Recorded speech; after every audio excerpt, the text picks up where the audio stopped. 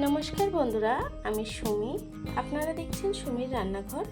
আজকে আবারও একটি নতুন রেসিপি নিয়ে চলে এলাম, চিকেন কাবলি রেসিপি। চলুন তাহলে এই রান্নাটি শুরু করা যাক। তার আগে আমার ভিডিওটি যদি আপনাদের ভালো লেগে থাকে, চ্যানেলটিকে সাবস্ক্রাইব করে ভিডিওটি লাইক দিয়ে দেবেন।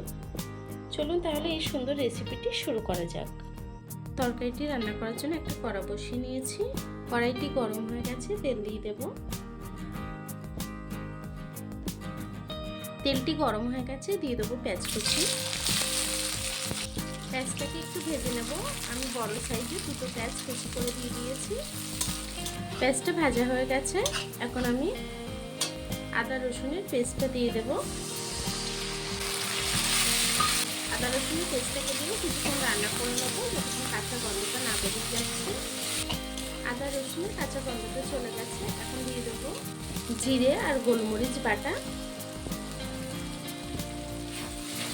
জিরে বাটাটাকে দিয়েও আমি কিছুক্ষণ রান্না করে নেব। দিয়ে দেবো জিরের বাটি ধোয়া সামান্য একটু জল। মশলাটাকে কষাতে কষাতে গুঁড়ো মশলাটাকে অ্যাড করব। দিয়ে দেবো হলুদ গুঁড়ো,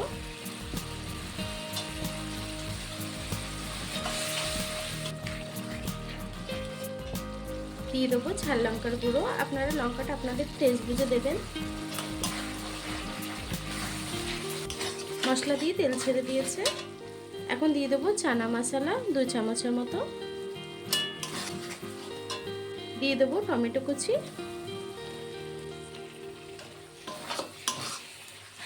মশলাটা সুন্দর করে কষানো হয়ে গেছে, মশলা দিয়ে তেল ছেড়ে দিয়েছে। এখন আমি চিকেনটাকে দিয়ে দেবো। চিকেনটা ছোট ছোট পিস করে নিয়েছি, সুন্দর করে ধুয়ে। চিকেনটাকে দিয়েও আমি একটু কষিয়ে রান্না করে নেব। চিকেনটাকে কিছুক্ষণ কষিয়ে রান্না করে নিয়েছি, এখন আলুটাকে অ্যাড করব। আমি আলুটাকে ছোট ছোট করে কেটে নিয়েছি, আলুটাকে দিয়ে দেব। আলুটাকে দিয়েও চিকেনের সাথে আলুটাকে সুন্দর করে কষিয়ে রান্না করে নেব। আলু আর চিকেনটাকে সুন্দর করে কষিয়ে নিয়েছি, এখন আমি কাবলি ছোলাটাকে দিয়ে দেব। কাবলি ছোলাটাকে আমি সারা রাত ভিজিয়ে রেখেছিলাম, এখন দিয়ে দিচ্ছি। কাবলি ছোলাটাকে দিয়েও আমি সুন্দর করে কষিয়ে রান্না করে নেব। চিকেন আলু ছোলা সব কিছুকে একসঙ্গে সুন্দর করে রান্না করে নেব। এখন আমি দিয়ে দেবো নুন। নুনটাকে অ্যাড করব। দিয়ে দেবো স্বাদ মতো নুন।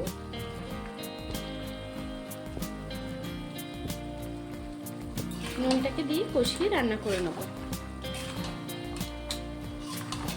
দেখুন ছোলা চিকেন সব কিছু কিন্তু সুন্দর করে কষানো হয়ে গেছে, এখন আমি জল দিয়ে দেব।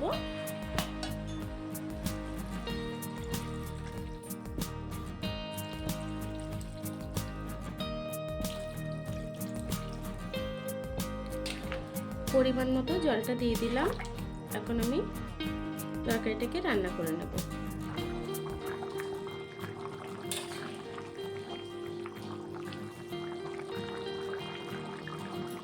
দেখুন বন্ধুরা, তরকারিটা কিন্তু প্রায় হয়ে এসছে, ঝোলটা অনেকটাই টেনে এসছে। আমি কিন্তু আগেও কয়েকবার নেড়ে ছেড়ে দিয়েছি। আরও কিছুক্ষণ তরকারিটাকে রান্না করে নেব। কালারটা কত সুন্দর এসছে দেখুন। আমি আরও কিছুক্ষণ রান্না করে নেব। দেখুন আমার তরকারিটা কিন্তু হয়ে গেছে, ঝোলটা একদম টেনে এসছে। এখন আমি তরকারিটাকে নামিয়ে নেব। তার আগে একটু গরম মশলা দিয়ে দেব। শিলবাটায় বেটে নিয়েছি, গোটা গরম মশলা দিয়ে দেব। গন্ধটা কিন্তু খুব সুন্দর আসে। আপনারা চাইলে নামানোর আগে একটু ধনেপাতাও দিতে পারেন, আমি ধনেপাতাটা দেব না। গরম মশলাটাকে দিয়ে একটু নেড়ে ছেড়ে আমি গ্যাসটাকে বন্ধ করে দেব।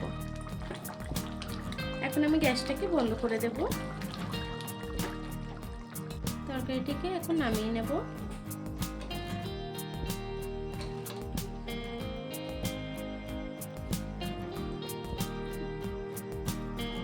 দেখুন বন্ধুরা, আমার তরকারিটি কিন্তু হয়ে গেছে। আমার এই রেসিপিটি আপনাদের কেমন লেগেছে কমেন্ট বক্সে জানাবেন। ভিডিওটি যদি ভালো লেগে থাকে চ্যানেলটাকে সাবস্ক্রাইব করে ভিডিওটি লাইক দিয়ে দেবেন। আর এতক্ষণ ধরে আমার ভিডিওটি দেখার জন্য আপনাদেরকে অসংখ্য ধন্যবাদ।